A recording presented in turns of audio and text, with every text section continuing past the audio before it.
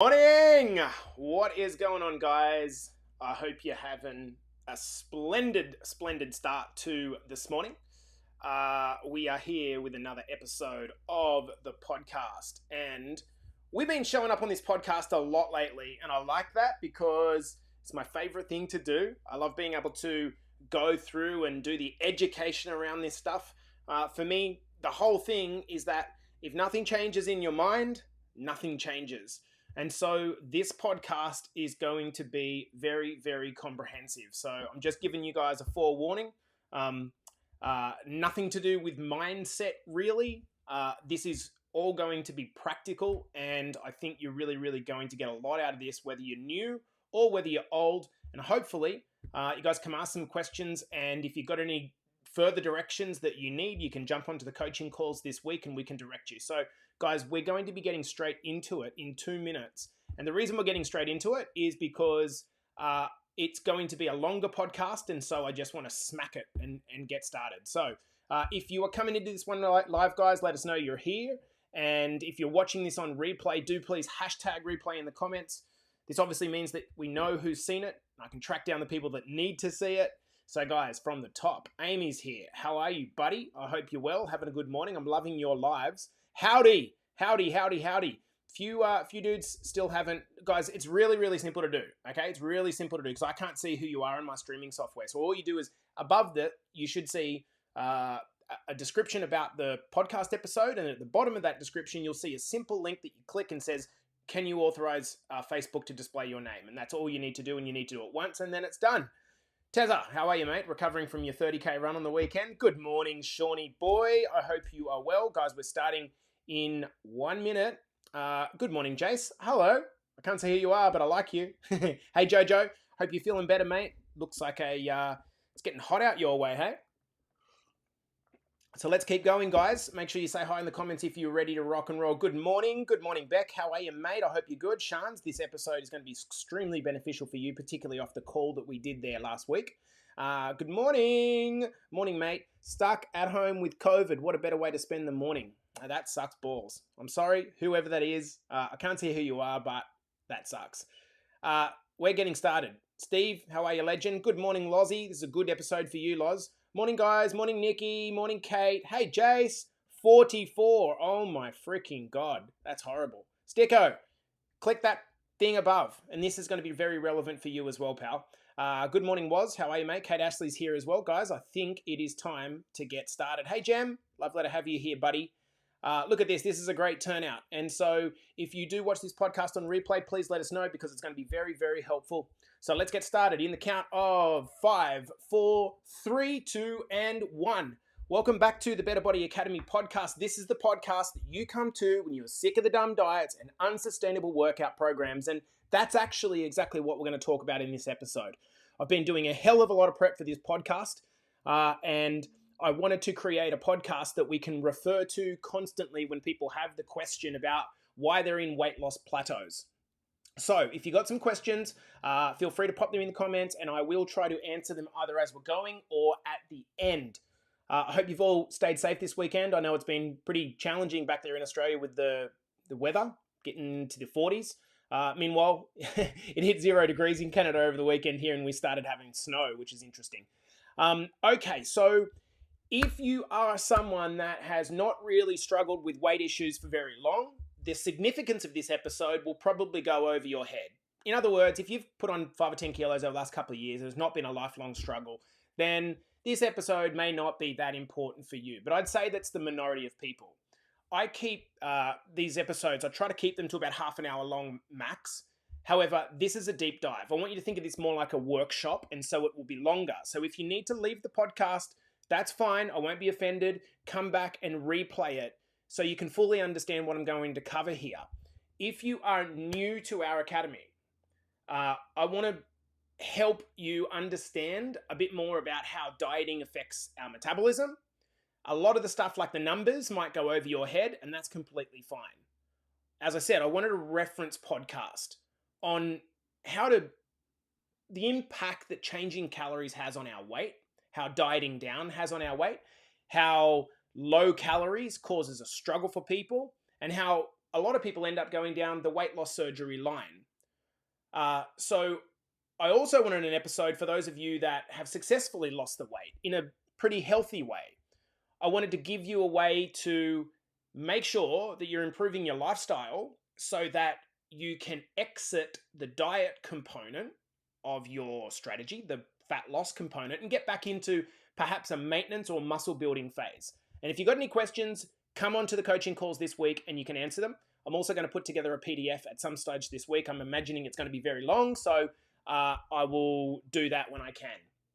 So we're going to be talking about a concept known as reverse dieting, or simply strategically increasing your calorie intake. So before we talk about reverse dieting, we're going to have to talk a bit about dieting, because otherwise reverse dieting is not going to make any sense at all. Okay? Reverse dieting, we're going to get to that in a moment. Dieting is the process of reducing your intake of calories. Now, for a lot of people, diet is a loaded word. And the reason is because when someone says, I'm on a diet, that usually means that they're following some unrealistic nutrition plan where they've cut this and cut that and cut that and cut that. And they've either gone with one of two strategies. They've kind of said, you know what, I'm just going to eat less food. There's no real change to what they eat. They're just going to eat less. The second strategy that people employ is that they do a specific type of diet. So they say, I'm going to do keto or vegetarian or juicing or some specific name diet because they saw someone on Instagram say it's the best way to lose weight. In most cases, changes will be quickly visible on the scales, okay? It will actually lead to changes on your scale weight. And what that does is kind of initially strengthens your resolve when you're on the diet that the diet is working, right? And everyone knows this roller coaster. And it's likely because that anytime you restrict calories for long enough that the body runs out of readily available fuel, like blood sugar, its only option is to go to its backup storage fuel, body fat. And that's what we want to happen. This is what's meant by being in a calorie deficit. This term is just flogged by everyone on the internet. It just means that there's a shortfall in the calories going in versus the calories that are burned, okay? Hopefully everyone's with me on this. Now, I don't want to get too bogged down in details, but let me point something out that's really important about initial weight lost on any diet, healthy or not. It is not all body fat. When we are well fed, in other words, we're kind of eating whatever we want, we store a lot of carbohydrate. And I want you to think of, if you're having a mostly processed type meal, you're doing the typical Western diet, carbohydrate acts like a dish sponge. You throw it in the sink, it sucks up a lot of water. So when you go on a diet, and particularly when you reduce processed foods, you don't store much carbohydrate, which means that the water in the dishcloth kind of goes in the bin. So your weight starts to come down. And given that a liter of water is a kilo, if you lose your carbohydrate because you're eating a little bit better, you lose the water associated with it, you're going to see a change in the scales. So that's one part that's not fat. Secondly, depending on the aggressiveness of the calorie cut that you do, if you go down to a 1,000 calorie diet as an example, how much muscle you lose is going to depend on a few factors, whether or not you've got protein in there, how low your calories are, whether you're doing resistance training. It's just important to know that when you step on the scales at the start of a weight loss journey and you see the initial, oh, wow, I've lost 3 kilograms, it's likely, very likely not 3 kilos of fat. Don't be worried about that. You haven't done anything wrong. It's just to point out that the quick weight loss at the start is part water, fat, and hopefully not too much muscle. So back to dieting, okay? Not all dieting is bad. I think the word diet is loaded. But the only way that one can actually lose body fat is to enter a sustained calorie deficit period. That's the only way you lose fat. There's no other way to lose fat. It doesn't matter what diet type you do. You can't say that all diets are bad because you have to be able to get into a calorie deficit to lose weight. To achieve a calorie deficit, I just want you to think of like Homer Simpson sitting in a in a chair and he's got these 2 levers, right? The only 2 levers that he can pull are what we consume and what we burn. Okay? These are the two levers. For someone that has a pretty shitty Western diet of processed foods, it's far easier to pull the nutrition lever down than it is to keep it the same and try to burn more. It's far easier. Burning enough extra calories to make a dent in your fat is impossible to do offsetting through exercise. So I want you to think of it almost like a bank account. For most people, like I said, it's easier to pull the nutrition down than it is to do more exercise. If someone wanted to build their bank account, it's easier for most people as a short-term target to spend less money than it is to just instantly make more money. Does that make sense? So the problem with most people's dieting approach is that the methods are extreme and they're not sustainable for a long enough period of time. So we do the diet for a while, life pops up, and we can't do it any longer. So all we do is go back to what we did before and the weight goes back on again. So that's what happens. Secondly, and this is really where I want to take this, people don't understand that there are consequences of dieting. If they understood what those consequences are, they may elect to get a coach and take a longer term approach. So I want a hand raise. There's 27 people watching here live, and there's going to be hundreds that listen to this podcast. Who here understands the story of restrictive dieting? Please give me a me in the comments. Whether you're a man or a woman, don't be embarrassed. Fucking own it so we can talk about it. If you're listening on replay, nod your head, give me a silent head nod, and let me know that you know exactly what I'm talking about. It's restrictive. You try, you can't keep it up. Oh my God, it's Christmas. How am I going to do this? All my family's around, and bang, the weight goes back on again. All right. I said that there's consequences and most people do not understand the consequences. So I'm going to outline the consequences so everyone is very clear in the consequences, because this is going to set us up for a reverse dieting conversation. The consequences. Number one, diet failure is a tough mental battle. It's a really emotional game. Diets, by their very nature, are a willpower game. How long can I not eat what I want to eat before I give up? With each dieting attempt and subsequent failure, we endorse the story of, I'm just a fat, useless shit, right? It's terrible for our self-confidence and our self-worth.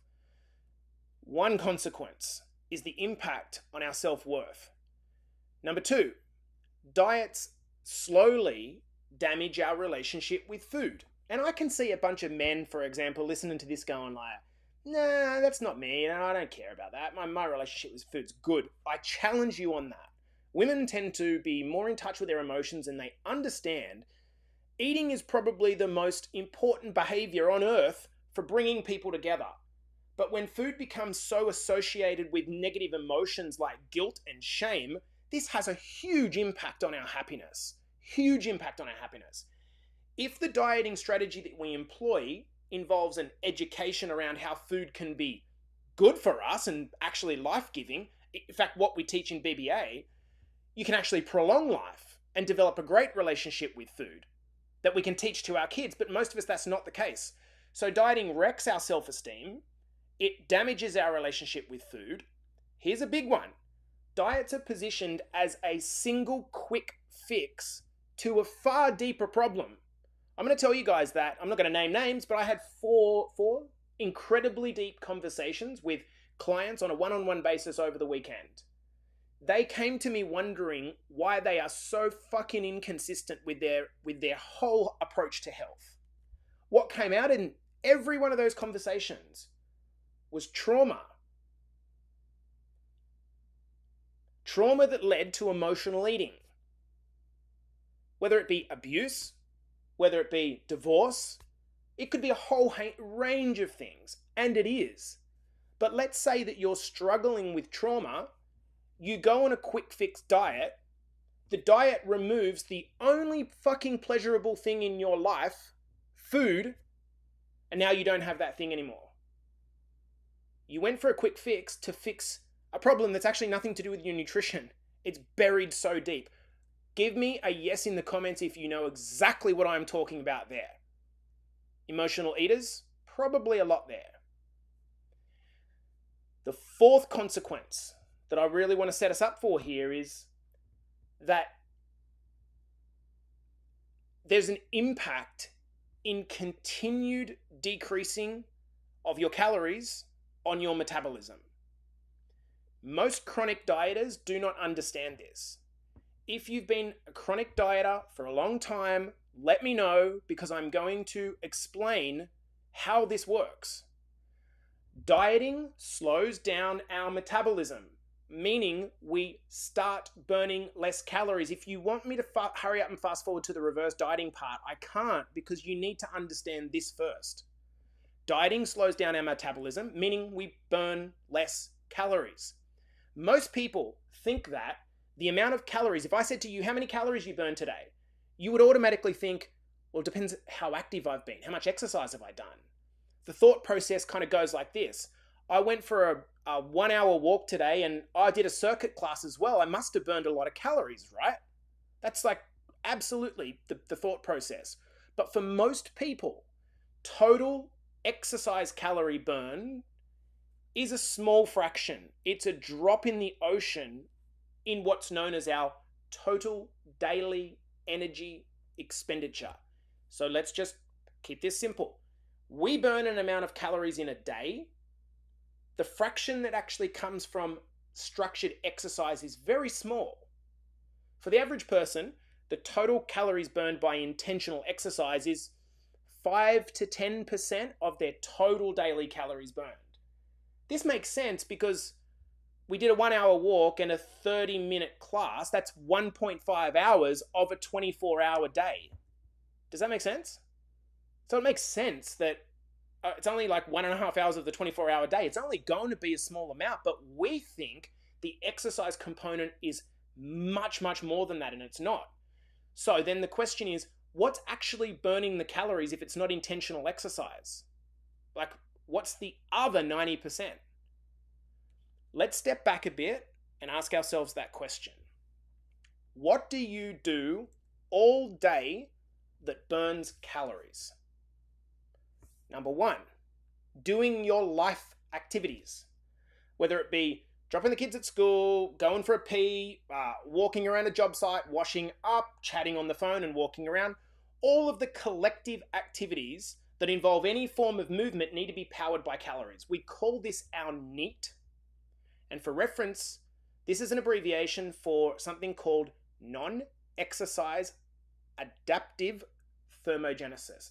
In other words, it's activity that's not exercise. I'll talk about in a moment why it's called adaptive, because it's going to relate to our goals here with fat loss. But for the average person, NEAT, so non-exercise activity, washing up and the like, is actually closer to 20 to 25% of our total daily calories burned. Just general movement, as Erin says. Yes, so general movement. That is around a quarter of our total daily energy burned is just moving around. So we've got the moving around through activity and through unstructured exercise. Where else? What else is actually contributing to all of the calories that we burn? Number two, which is the biggest amount, is keeping the lights on. We call this our metabolism. You can't stop breathing, blinking, brain activity, the immune system working, hormones being made. The sum of all these activities is almost endless. We don't even know half of them. This contributes about 60% of your daily calories burned each day. Think of your metabolism almost like parking your car in the garage, turning it on, leaving it in neutral to run all day. This burns petrol. The moment it turns off, you die. That's the only time your metabolism stops. Do we have a good understanding now, team, of what burns calories? Predominantly it's 60% our metabolism. It's 25 to 30% our NEAT. It's 5 to 10% our exercise. And then there's a small component which is to do with burning food, but we won't talk about that now. So going back to the consequences of dieting on our metabolism, We know, of course, that food hasn't always been plentiful to the human race and our ancestors like it is right now. I want you to imagine a prehistoric version of you. You need to listen up, guys, so this makes sense, okay? Because if you get this, pennies will start to drop. Imagine a prehistoric version of you. Do you think it would be a survival advantage for you to be able to conserve calories burned and be more efficient with the calories that you eat if food was scarce? Let me know in the comments. Do you think that would be a survival advantage? If you could be more efficient with the small amount of calories that you have and you burn less on the other side, would that be beneficial? Of course, that'd be really beneficial. Absolutely. Well, that survival mechanism actually exists. And not many people know about this. It is known as metabolic adaptation. Write that in the comments, team. Writing it in the comments commits it to memory. Write in the comments, metabolic adaptation. This is the process of the body being able to alter the way that it uses calories based on how it's fed. A survival response to starvation. That's what's happening. If food was plentiful, then there's no obvious risk of death. So the extra calories they're not mass stored. Instead, if we eat more, calories go towards speeding up our metabolism and performing activities like hunting more effectively. Because there's more calories, the body can burn more calories without needing to be so efficient. That's the upside. The downside, if you've got a shortage of food, if calories are restricted, having the ability to slow down the metabolism was a huge survival advantage. Think about it. If there's no calories available because there's a snowstorm and you're not able to go out and hunt, less calories burned by a slower metabolism means that every calorie that is eating is being used efficiently, and we are storing fat to prevent future starvation. You can probably see where I'm going with this, because today, exactly no one is starving. And the challenge is actually to avoid the food everywhere than it is to actually try to find it. So many years ago, where a slow, efficient metabolism was actually a good thing, who's got a slow metabolism and they bloody know it here, right? If you were 1,000 years old, that'd be a really good advantage, because what that would mean is that you're in this famine, you're not giving yourself a lot of calories. And so what happens is the body says, oh, this is great. I'll slow the metabolism down and I'll skerrick every little bit of energy that I can. This is good. But nowadays, in an environment where there's an abundance of calories, it's a major disadvantage because you're more likely to store fat. Does this hit? Does this make sense? Each time you go on a diet, when you lose weight, the body slowly adapts the way it always has for thousands of years. It senses that, oh, okay, you're losing weight, so you're becoming smaller, you're eating less. That's a survival threat. Remember, our brain is very old. It's instinctive. And what it does is adapts our metabolism down so you burn less calories and eventually find a new maintenance. When you suddenly stop your diet because your willpower breaks or because it's Christmas, what happens is the sudden abundance of calories now becomes this opportunity to store fat. And to those of you that are really understanding this conversation and wondering, well, Jace, why doesn't our metabolism just bounce up quickly like it did for our ancestors? Well, there's a pretty big reason. Our ancestors did not have hyper-calorie foods available. The best thing that they could do was take a buffalo and gorge down as much, and we all know how hard it is to eat a large amount of protein in a sitting. It's very hard to overeat whole natural foods. Yet if we have a binge, we're not binging on chicken and broccoli, we're binging on wine and pizza and chocolates and croissants. These hyperpalatable foods overwhelm our ability to actually deal with that and adjust our metabolism up accordingly quickly enough. Does this make sense, team? If you're wondering, that's the reason. Hyperpalatable foods, slow metabolisms, no muscle mass, and minimal activity, that in a nutshell is why most people are fat. Hyperpalatable foods like calorie bomb foods, slow metabolisms, no muscle, and minimum activity. That is mostly why people are fat. So what the hell do you do? Jace, tell me what you do to lose this stubborn fat. Look, a telltale sign of a slow metabolism, and this is going to be a few of you are going to be like, yep, that's me, of a slow metabolism and a likely history of yo-yo dieting is a person that struggles to lose weight even to when they're on low calories. In fact, even when they're on low calories, they actually can put on weight. When I'm saying low calories, I'm talking like 12 to 1500 calories. So have a think right now. Is that you? Do you really struggle even at 1500 calories to lose weight? Well, you could do what seems as, like, let's talk strategy now, guys, because this is the helpful stuff. Now that you understand the context, you could do what seems kind of immediately logical as a short-term strategy is reduce your calories further and do more exercise and try to override that slow metabolism, right? Remember, you only lose fat when you're in a calorie deficit. So this would actually work in the short term. So if you're stuck at 1500 calories and you're not losing weight, you could go to 1200 calories and put more exercise in there. You will drop some weight. But then what happens? Let's pretend you drop to 1000 calories, you slam a bunch of extra cardio. That's most people's strategies. You get the first little kind of stubborn amounts of calories off because you're in a temporary calorie deficit. Once again, metabolic adaptation adjusts your metabolism down till you become more efficient at using the scarce amount of calories that you've got. But then what do you do from there? What if you've still got a lot of weight to lose? Like, what the hell do you do? How do you cut from 1000 calories? How much cardio do you do when you're already doing 2 hours a day and you're a working parent and you're a partner and whatever more? You can't go anywhere. So you could take one of the following views. I'm going to give you 3 options that you could do. These are all short-term views. Option 1 is where I think a lot of people are. I'll accept that I've lost some weight, but I can't lose any more weight.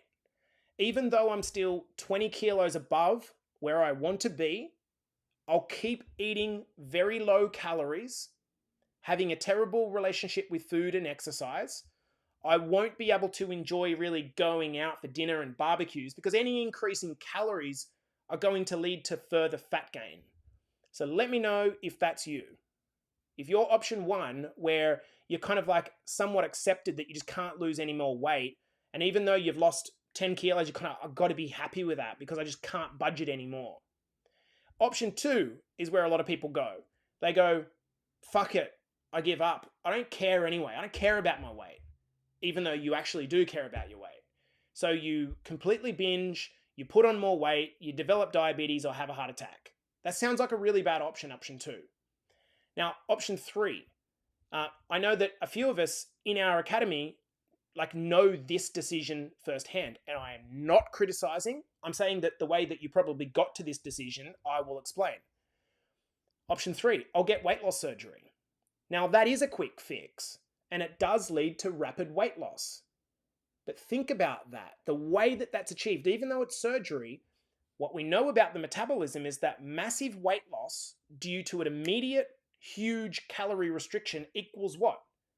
A massive reduction in our metabolism. So now you're fuller because you no longer have the same size stomach that you used to.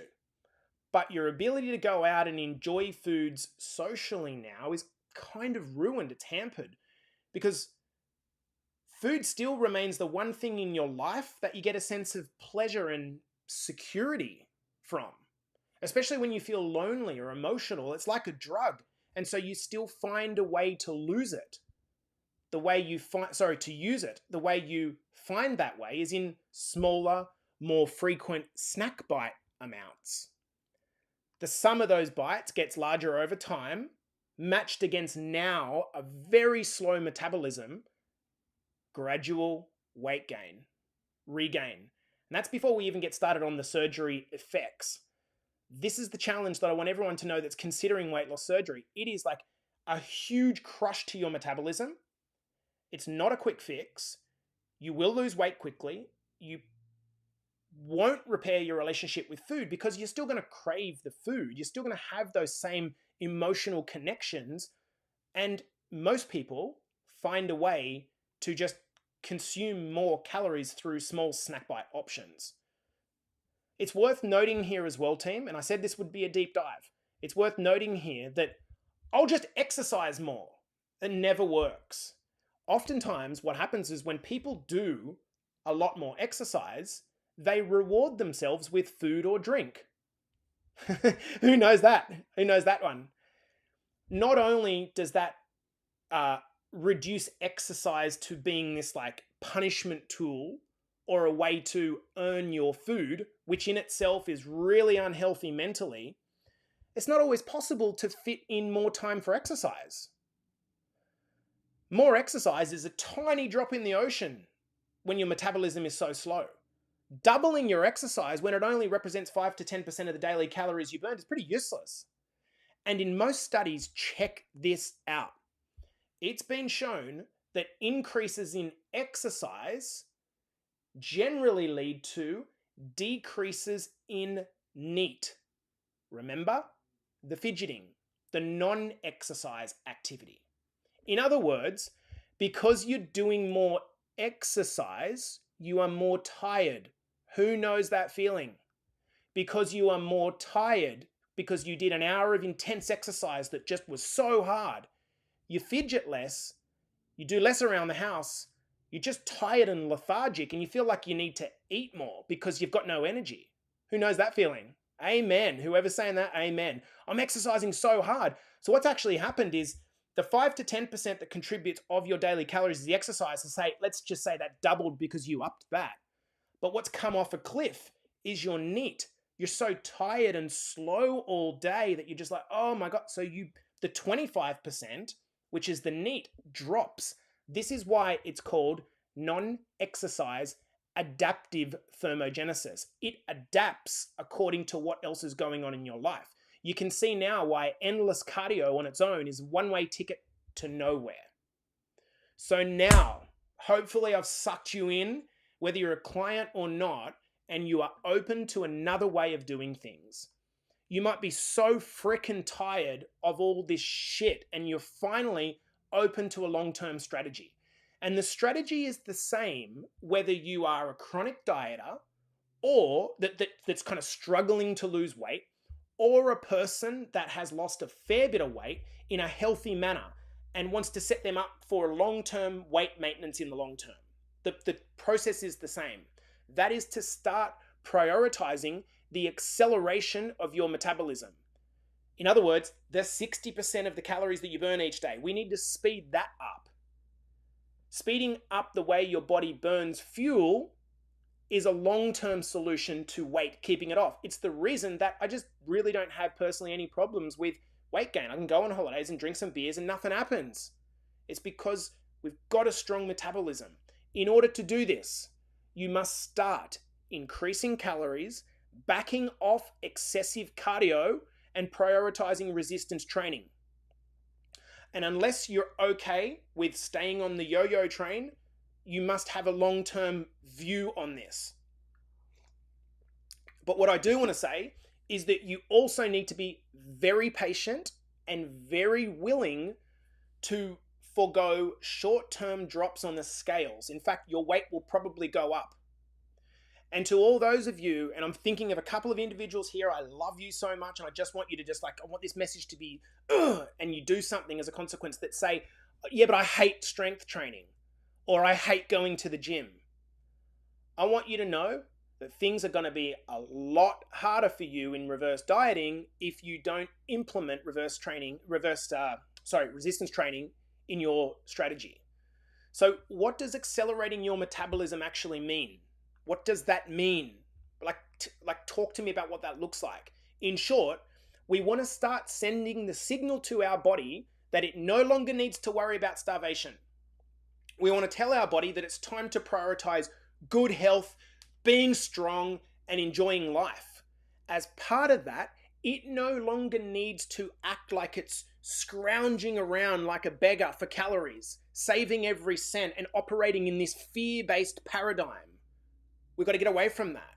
We want to send the signal that the extra calories we are going to give it should be put towards muscle repair of our niggles, making us function better, sleeping deeply, perhaps returning some libido. I saw a comment there from Ez saying something about a big romp in the room. Yeah, exactly. Your sex life comes back perhaps. In other words, feel free to increase our metabolism and burn more calories.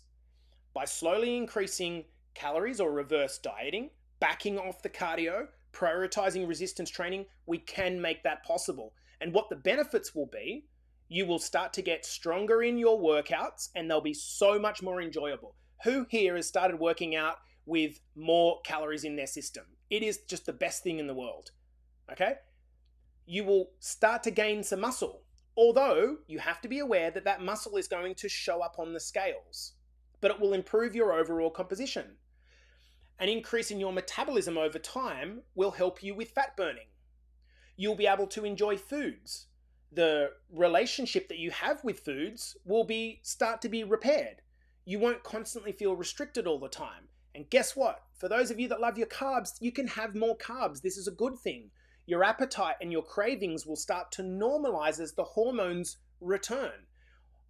Improvement in your hormones will lead to you feeling more alive, energetic, sexually. You'll have a better fat burning capacity. You'll correct vitamin and mineral deficiencies you have.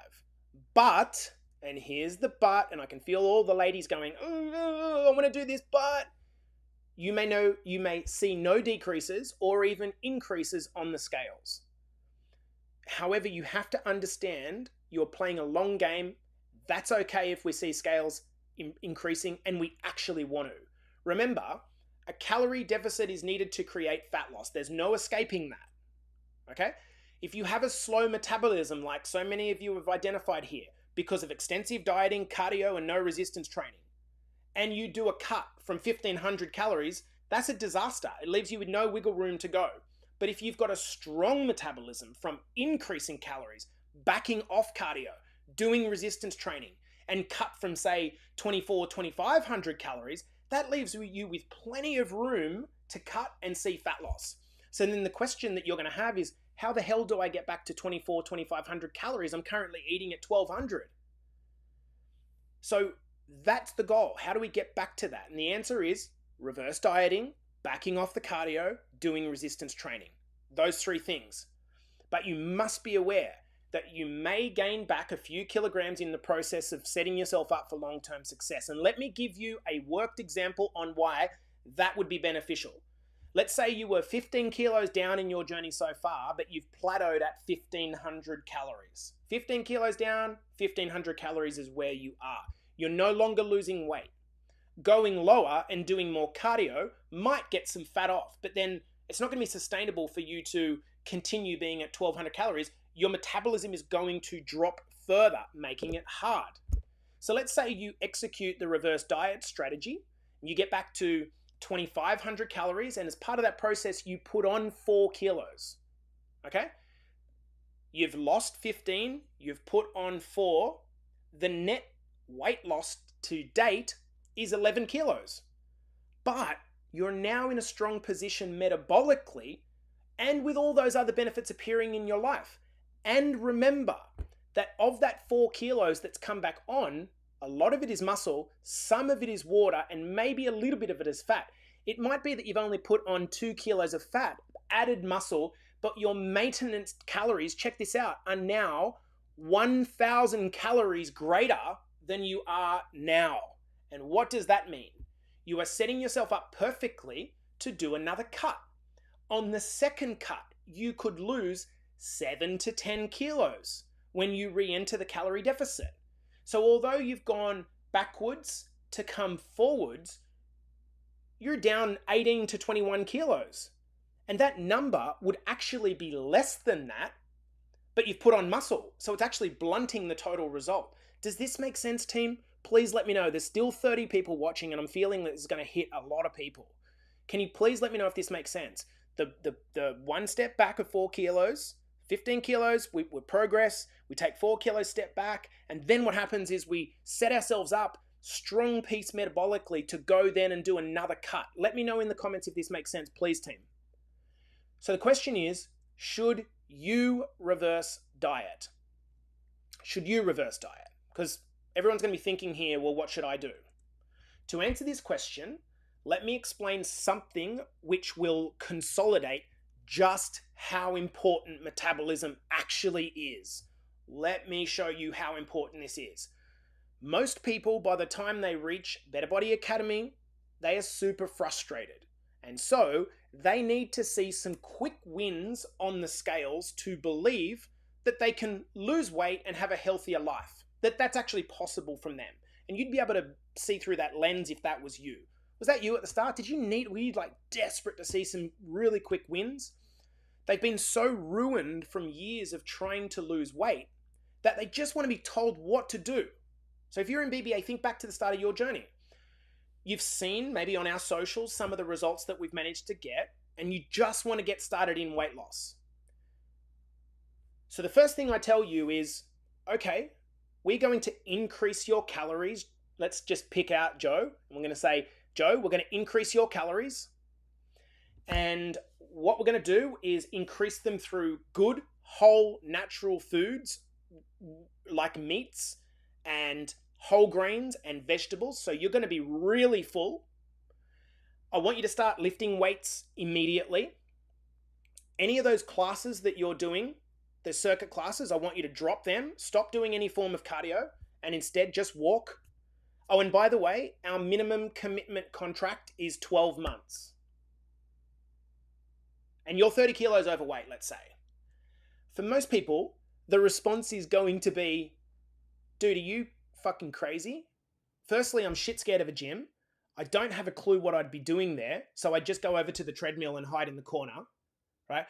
I don't know if you read my application, Jason. I want to lose weight, not gain weight. I'm not eating more calories. And because you sound like a crazy person right now, there's no way I'm committing to 12 months. No fucking way. And I totally understand that. So that's why we don't do that. But in the perfect world, we would.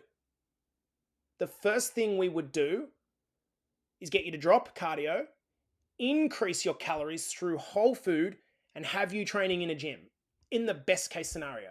If we could get you to trust us and just commit to 12 months straight up, and you would see some stunning results. Under that system, we are teaching that your metabolism, building a bigger engine, is the most important part of weight management. So what we do instead is take you into a calorie deficit position with our meal plan. We fill you up with nutritious whole foods that are not processed, and we try to get you some early weight loss.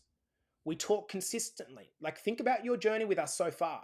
We talk consistently about mindset and the importance of building a community around you for accountability. We educate you like this and support you daily. We try as best as we can to de-emotionalize weight loss. We work on changing your relationship with food to try to encourage you to eat more whole, unprocessed foods. We try to get you started in resistance training, even if it's just at home with body weight and then moving to bands and just walk more. We encourage you to look at your lifestyle from an overall perspective. How are you sleeping? How are you managing your stress? What's your use of alcohol? And when you trust us enough and get to understand that we probably know what we're talking about. By the way, I'm a university qualified dietitian, not a personal trainer that got their certificate off the back of a cornflakes packet. Okay? We try to commit you to a long game. After some initial weight loss, and I'm thinking of someone like Lauren Taylor here, when you understand how important metabolism is, and hopefully this is the video for so many of you, then you could probably do with increasing your calories for a period in a slow and steady way. If I went in with you at the start and said, increase your calories, you think I'm a fucking madman. However, if I can show you some early results And then we start reversing out, knowing that we're setting ourselves up for a future cut. Perfect. You get it. Who should reverse diet, Jace? Answer the frickin' question. In short, chronic dieters and those on very low calories. They should reverse diet. People that have a slow metabolism and are struggling to lose more weight, they should reverse diet. People that have lost weight and are now either at their goal or they want to set themselves up to lose weight more easily in the future without gross restriction, without killing their life. They should reverse diet. People that are now more focused on performance over weight loss. Now, you have to do that. If you want to get really strong, you can't do that on low calories. And if you want to start running, not for fat loss, but because you want to do a half marathon or a 10K and you like the idea of performance, you have to have more calories. Aesthetic isn't your key metric anymore. So how should you approach this? I want to remind you guys that there are no shortcuts here. If you want to do this well, you need to follow a process. Tracking with MyFitnessPal is essential. In a conservative reverse diet, where the goal is to minimize weight regain, if you just sloppily add in calories and you're not tracking, you will put on fat. Now, if you're able to separate the emotion around the scales going up, that's not a disaster. It's not a problem. It will still help your metabolism. But if you're just like saying, I'm reverse dieting, but what you're actually doing is like dirty bulking, that's not going to work. You're going to put on fat because the calories are climbing too quickly that the metabolism can't adjust up like I've taught you that it can.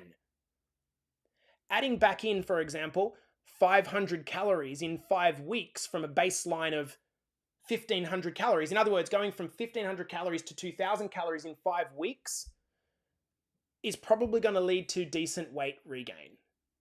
And if you respond emotionally to that weight regain by cutting back to 1,500 calories again, when the guilt gets too much, you've just defeated the entire purpose of reverse dieting and slipped back into yo-yo.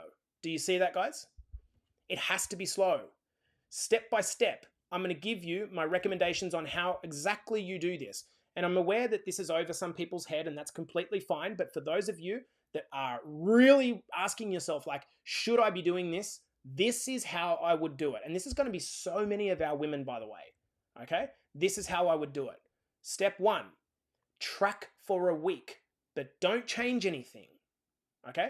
Do not change anything about what you're doing, exercise-wise or nutrition-wise. Because if you change things, you're biasing the result.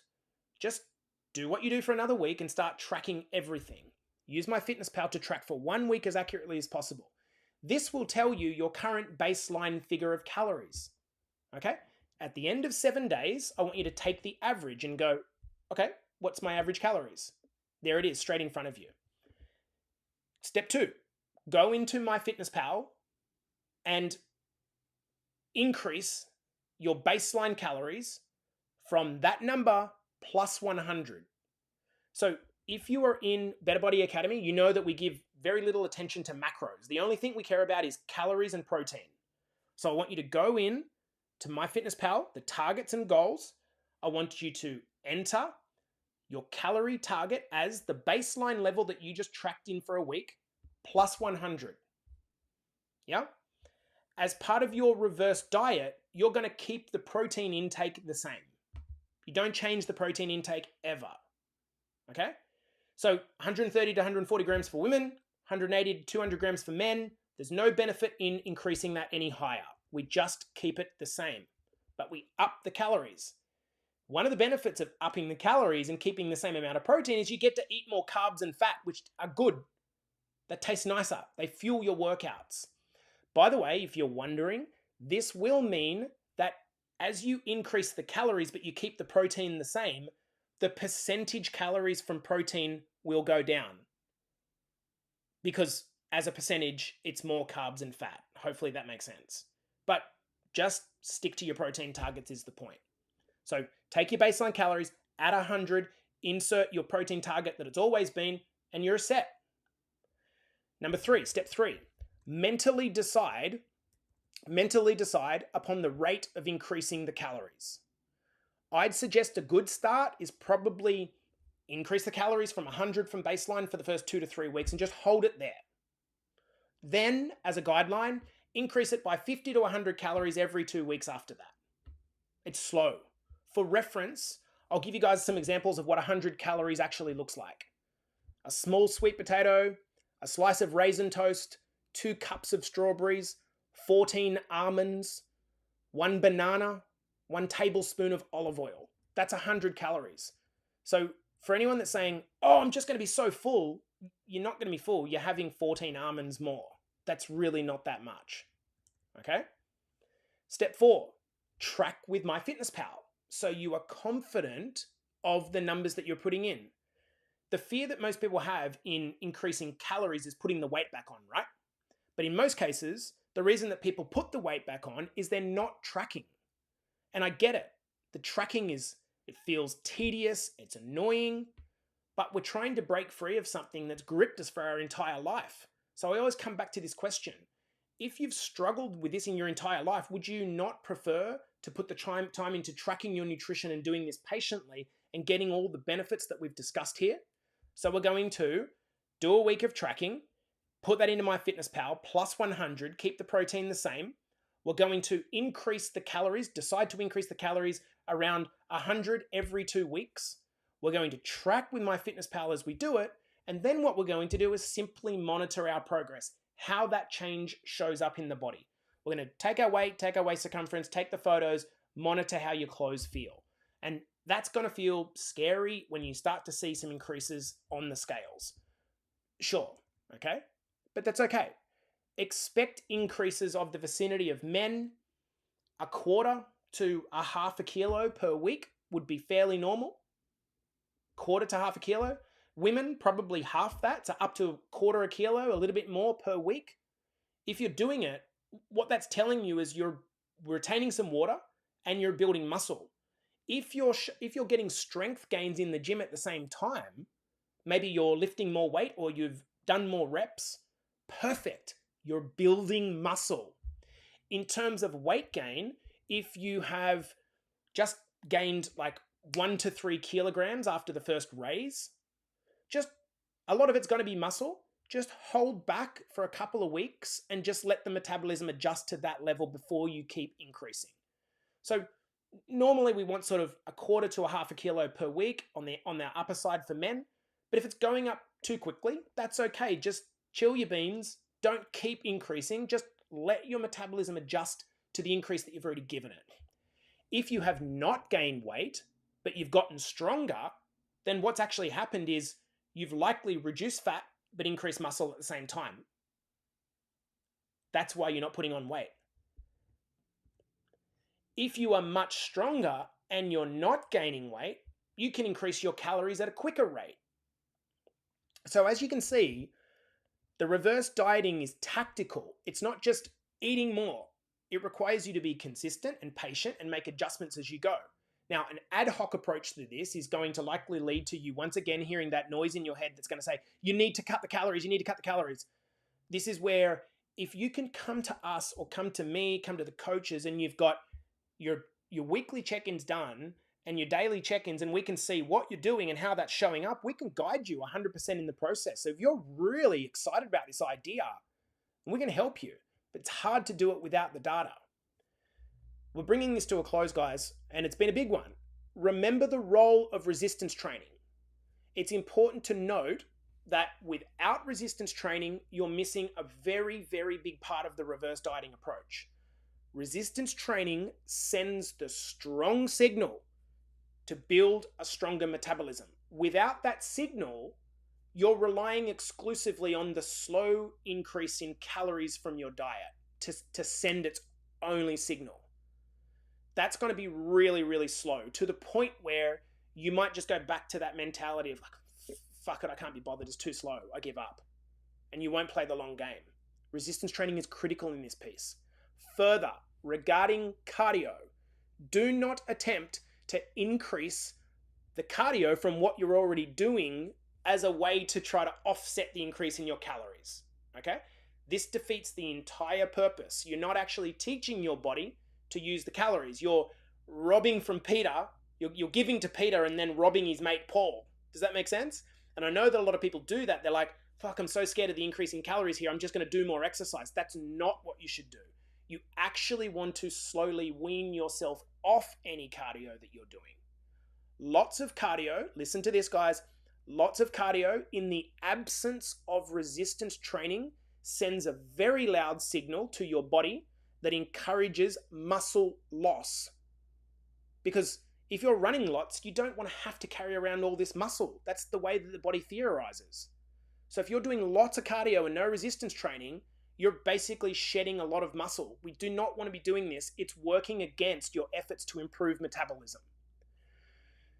So many of you will still look for workarounds and say things like, yeah, I don't like this gym thing. Like, I've got to put it this way. What do you like less? Being uncomfortable for 2 to 3 hours a week out of your comfort zone, but doing amazing things for your mental and physical health. You're going to start looking and feeling amazing. Your energy, your libido, everything's going to improve with resistance training. Or being shackled to making a decision between being overweight or surviving on a horribly low number of calories and feeling like you've got the metabolism of a snail and the composition of a plastic bag. We can start at home with body weight and then resistance training and slowly incorporate weights. And then maybe one day you might want to get into a gym, or maybe not, and you can train at home and you've got some dumbbells and you've got some barbells and some plate weight. You have to lift weights, and what will become something that you hate to start, you will love when you start to see the results in your metabolism. Lastly, I'm not going to be going deep on this, and this is the final point. It's important to understand that metabolism goes hand in hand with hormone regulation and your overall lifestyle.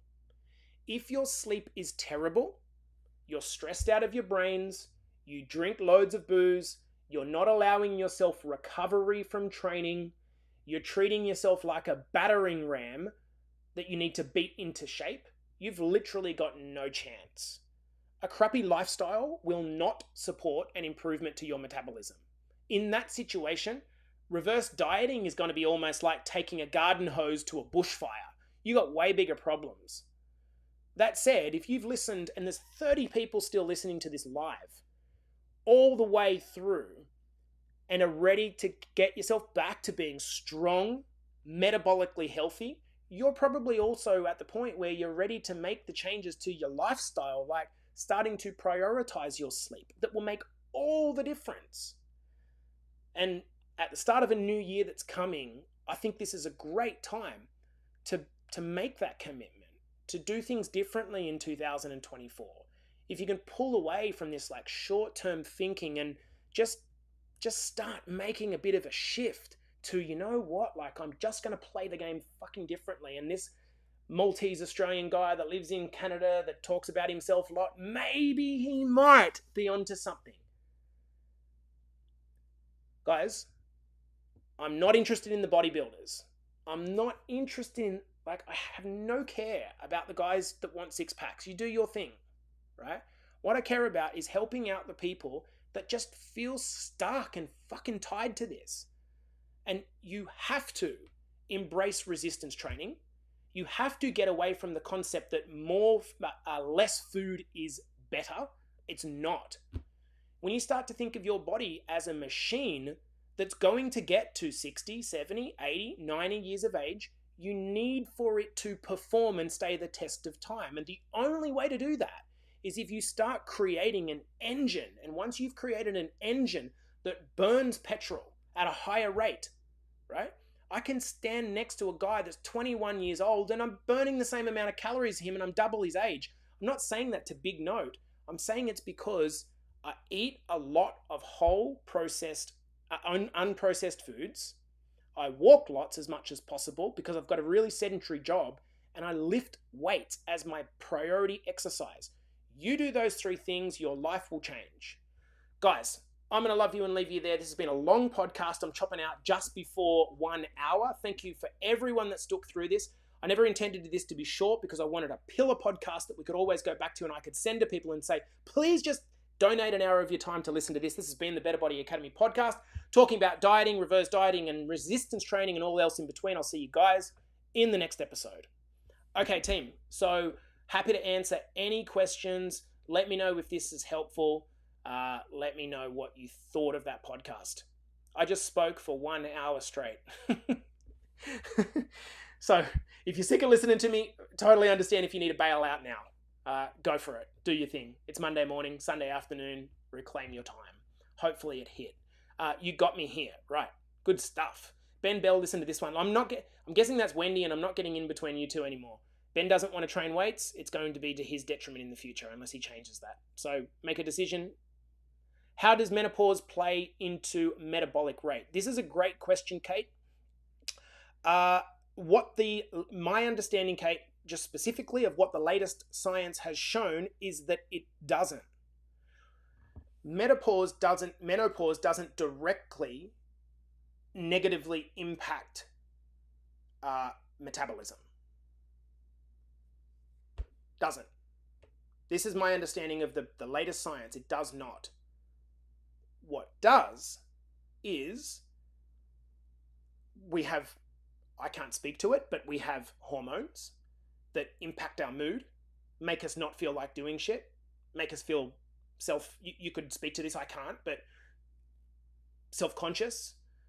So actually it's that we stop moving, we diet, we do not train in the gym, and that's why metabolism goes down. It's not because of the menopause, but it is correlated with the menopause. Does that make sense? Dr. Ginny in our talk mid-year on this spoke to this idea. It's not that. And by the way, I'm not saying that is easy to deal with. I'm not saying that at all. I'm just saying that my understanding of the science is that there is no link. There's no cause and effect, Kate. It's a correlation because the menopausal age is associated with slowly reducing activity, lifting weights, eating less, etc. Jules said, podcast was great. Reverse dieting is a complete turnaround. It is, Jules. And look, I tried to make this pretty matter of fact because for someone listening to our conversation that you and I had as an example, or Sean and I had, it's kind of hard to get your head around when it's an interrupted thing. So I'm trying to deliver it in a way that's direct. That doesn't mean it's easy in any way, shape, or form. Someone just said, what? I don't know what that means. So explain what you mean by what. Makes sense. How do you pinpoint doing a cut?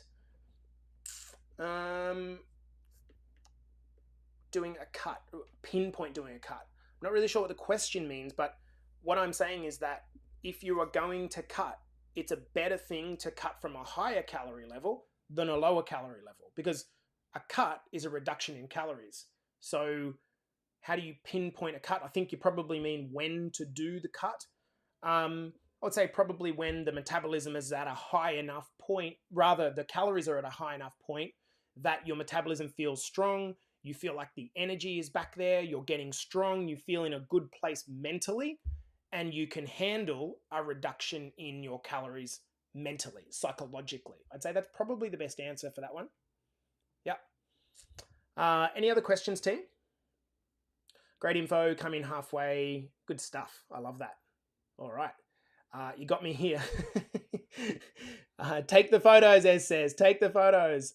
Yeah, learning about this one was one thing to lose about the fear. Yeah, but actually doing it showed me the calories weren't the problem. Yep. And if you keep the resistance training up, oh man, like it's so fun training in the gym again or lifting weights again when you've got calories in your system, right, Ez? So that's a banger. What do I do so my name is in the comments? What you do is go up to the body, the post above, and underneath the post, you should see a link that says chat, restream, or something like that, and you click that. That's how you do it. Any other questions, team?